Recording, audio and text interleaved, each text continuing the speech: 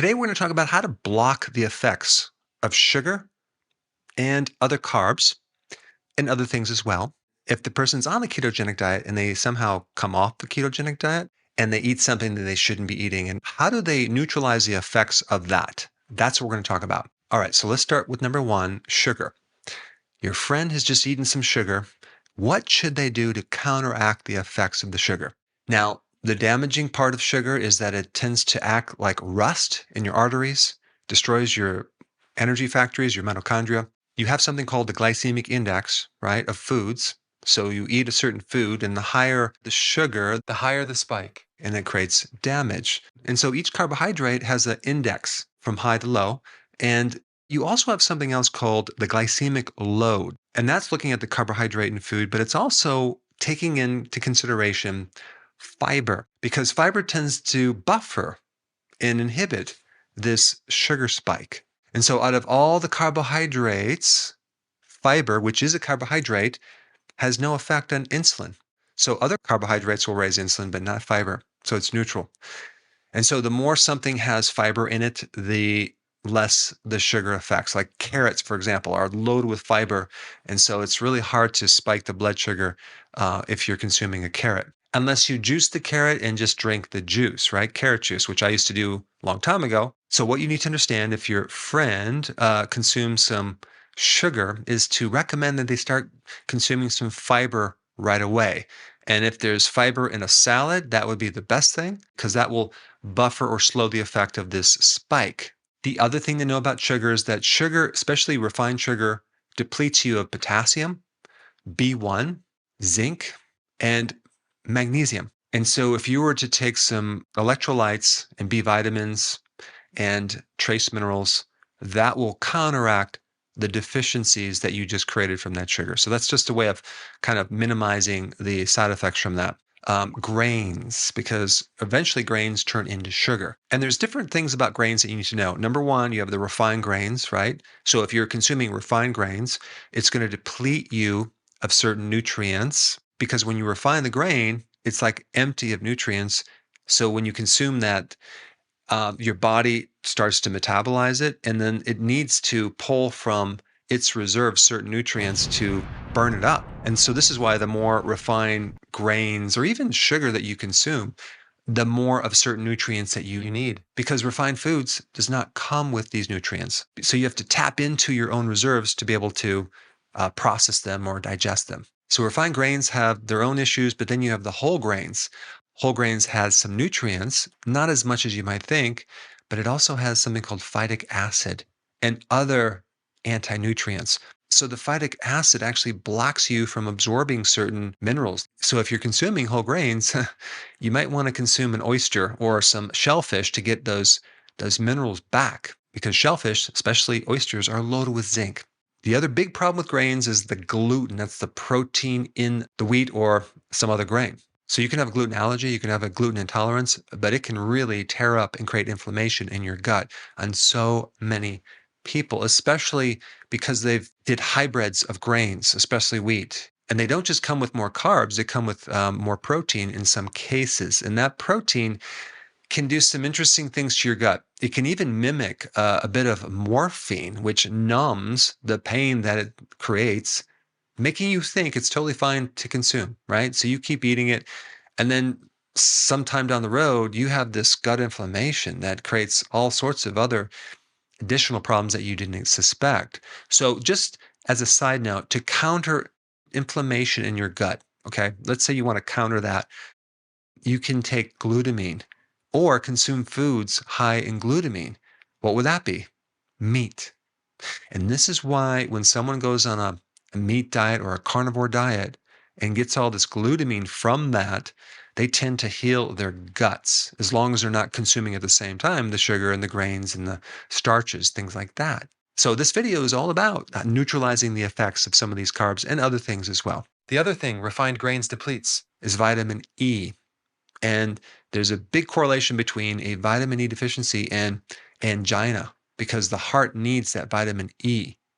In fact, if you're low in vitamin E, your muscles, including your heart muscle, will work harder and you might have more weakness within the muscle. So when you think of eating refined grains or your friend eating refined grains, think of deficiencies in the B complex, especially B1 and other B vitamins, as well as vitamin E.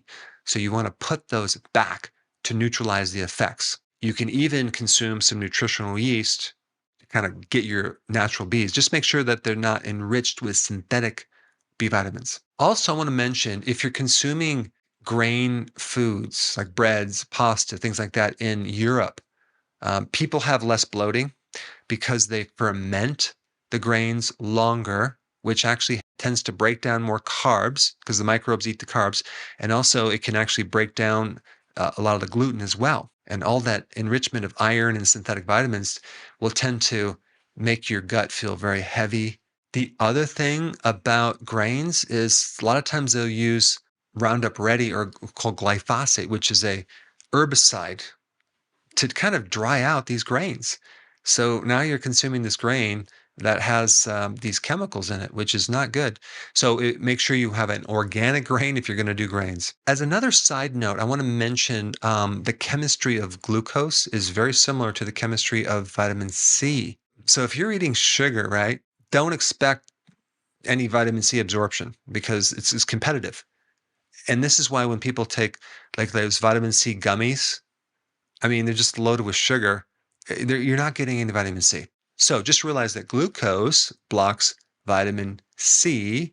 So one thing you need to do, or tell your friend when they consume this carb or sugar, to have more vitamin C foods. The food that has the most vitamin C is the sauerkraut, but then you also have bell peppers, lemons, or really any of the leafy greens has a good amount of vitamin C. And I also want to mention berries. Any of the berries are a good source of vitamin C. When you start consuming fruit, okay, people always ask me about fruit. Is fruit bad? Well, yeah, it's high in sugar, and our bodies were designed to consume moderate amounts of fruit that wasn't genetically made sweeter. But nowadays, they are produced with more carbs and sugar contents. But also, fruit is seasonal, right? But we have it all year round. But is there a big difference between fruit and high fructose corn syrup? Yes, there's a huge difference. The fruit has the fiber, okay? High fructose corn syrup is like drinking this pure fructose or an glucose, and it creates a completely different effect than if you were to even like get your fructose from the juice from a fruit because you have the antioxidants. You see, if someone's a diabetic, right, and they have high levels of sugar in the blood, and if you're a diabetic, you should know this. You have all these side effects, these complications from diabetes. You can greatly neutralize a lot of those side effects by just consuming antioxidants from vegetables and also things like benfotiamine is a really good one, or alpha-lipoic acid. I mean, a lot of diabetics get like peripheral neuropathy of their feet, where their feet are numb or painful. If they just took some benfotiamine or alpha-lipoic acid, they would at least not feel that pain anymore because it decreases the complications of diabetes. Diabetes affects 4 areas: your brain and nervous system, your vascular, your arteries, and the eyes and the kidneys. So, of course, changing your diet is the ultimate solution. But also, just to counteract or neutralize some of these other effects, you can just start eating these high antioxidant foods. And you can also exercise. You may have high blood glucose, not necessarily from eating carbs, but it can come from stress. It can come from not sleeping. It can come from various reasons. Let's say you're on the ketogenic diet and you haven't transitioned and your body's still producing sugar because it has really bad insulin resistance. You can counteract a lot of that just by exercising every single day because that burns off the sugar and it actually strengthens the mitochondria. It actually makes new mitochondria. And then there's another thing you can do, like a lot of people are on metformin, being a diabetic. If you were to take berberine, for example, it's a natural remedy. There's studies that show that it can create a similar effect, but with less side effects. Cinnamon is another thing you can take. Just put some cinnamon on your toast and sugar in your butter where you make this cinnamon toast. I'm just being sarcastic. But cinnamon actually can help stabilize blood sugars. And so can apple cider vinegar. That helps to neutralize some of the effects of consuming sugar and refined carbs. One from acidifying the stomach, another from just helping your blood sugars. So you'll find that if you have some apple cider vinegar in the morning when you wake up, if you did have some carbs, your sugars will be a little bit better from the apple cider vinegar. And the other point I want to bring about that, because since we're on the topic of your blood sugars, is that if you consume lean protein, as in whey protein powder, you can actually spike insulin. That's the thing that helps to control blood glucose. Now, there's something called the insulin index, and that is looking at all the non-carbohydrate things that can increase insulin that go beyond just like sugar and things like that. So the thing that really spikes the insulin is the whey protein because there's absolutely no fat in there. So this leads us to the next point. Fat has one of the least effects on insulin. Like fiber and fat, they don't trigger insulin too much. So fat is a way to buffer the insulin response. So if you have the choice between egg whites and the whole egg, always have the whole egg.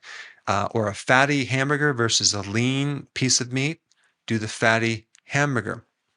If you have the choice between a fatty nut like macadamia nuts or maybe pecans, those are much better than the nuts that are leaner. Or whole fat kefir or cheese versus low fat or no fat cheese, huge difference. Go for the fat. The fat will buffer the insulin response from the protein. Another thing that will help you neutralize the bad effects from the sugar is fasting. Okay, if you fast, definitely do regular intermittent fasting, but a periodic prolonged fast will greatly help reduce the damage that sugar has done to your cells. I think if we combine certain things, we can create a cool effect. Let's say you had a salad, right? You have the fiber in there, doesn't have a lot of sugar in there. We add the apple cider vinegar to it, and then we add the olive oil. Okay, we have fat, we have the vinegar, we have the fiber. So the oil actually helps pull the fat-soluble nutrients out of the salad. And this combination is kind of a nice compounding effect of one meal to help counter maybe some bad things that a person ate. Now, I talked about sugar, I talked about grains. Now I want to talk about alcohol a bit. Alcohol is from grains, and alcohol depletes you of B1. Alcohol is detoxified from the liver as a toxin. So it takes priority and it creates damage to your liver and inflammation, etc. So if you happen to have known of someone who has drank some alcohol, tell them to counter it by consuming B1, vitamin B1 or nutritional yeast, but B1's a good one. They probably won't have a hangover from that. Pickle juice also is a good kind of an electrolyte that can help counter that, or just taking electrolytes in general can help reduce the effects of a hangover, which is the toxicity that you're feeling of what's happening in the liver. And anything that you take to damage the liver, milk thistle is a good antidote or neutralization factor. Milk thistle is good for anything poisonous, whether you had a snake bite or consumed a poisonous mushroom, or you drank alcohol or took Tylenol, or the next thing on the issue, which is drugs. If you're on certain drugs, they can damage the liver. Take some milk thistle. That will help counter or neutralize some of the bad effect. If you're on a statin drug, make sure you take coenzyme Q10, or you may end up with some muscle damage. If you're a diabetic and you take metformin, make sure you take B1 and B12. And if you're on an antibiotic, make sure you take a probiotic. If you're on an antacid, really you just need to take betaine hydrochloride because that antacid is going to get rid of acid in your stomach. And usually the true cause of an acidic stomach is a lack of acid. So a lot of times you'll go from bad to worse. So if you start to add more acid in there, it will actually help neutralize some of the side effects that it's creating, which is a lack of stomach acid. Number 4 is if you, let's say you consumed a lot of salt or like sodium, and you started retaining sodium and you wanted to neutralize some of the effects. Let's say it affected your blood pressure. Just take potassium. Potassium helps counter the bad effects of sodium. So you're going to get rid of fluid retention. You're going to feel less bloated. And potassium is really good to help maintain blood pressure too. So have a big salad or some high potassium food. And the same thing goes with like sugar. If you eat a lot of sugar, you deplete potassium. And then without potassium, your pulse rate starts going higher and higher and higher. And so again, an antidote for a high pulse rate would be that potassium. Number 5 is not a carbohydrate, but it's called oxalates. And then since we're on the topic of kind of neutralizing things, I just want to mention it. When someone gets on the ketogenic diet, they usually are doing spinach, and they're usually doing some chocolate, like some no sugar chocolate, and almonds or almond flour. All of those are a bit high in oxalates. So if you were to consume some cheese with any one of those, you would help to minimize the bad effects of that. And also, I almost forgot magnesium. Magnesium will also reduce the effects of that as well. Now, since I mentioned salt or sodium, let's also mention the drinking too much water. Let's say you drank a lot of water, and just so you know, drinking too much water can dilute the blood of sodium, and it can create some serious problems called hyponatremia, and your brain can swell. People have died by consuming a gallon of water in a short period of time, like 3 hours. So you want to drink when you're thirsty and make sure you don't overdrink. But the solution, the antidote, is just to take some salt if you drink too much water and other electrolytes as well. Number 7, if someone goes on the ketogenic diet and they do intermittent fasting, what happens is the demand for minerals and B vitamins goes up. So some people, if they're not taking electrolytes or B vitamins or eating foods high in those nutrients, they can end up with some side effects like keto rash, keto fatigue, things like that. Number 8 is not food, but I think it's kind of an important just to bring up. It's just stress. Okay. How do you neutralize the effects of stress? Well, what does stress do? It can deplete you of zinc, B1, magnesium. So, of course, taking B1 would be very good to help counter stress. You will find if you take B1, your anxiety will go away. You'll feel less anxious. A magnesium deficiency will cause cramping in the legs and fatigue. If you take magnesium, you'll have more energy, you have more endurance, and you have less leg cramps. And stress also depletes zinc. So when you're low on zinc, you may find your testosterone goes down, your immune system goes down, and if you're very deficient, you might even notice your smell and taste go away as well. And another way to counter the bad effects of stress is exercise, long walks, and physical work. You want to do something that just pulls you out of your head, and sleep as well. Sleep is the antidote to stress. Now, because of the censoring and the suppressing of the algorithms on YouTube, it's becoming more difficult to find my content.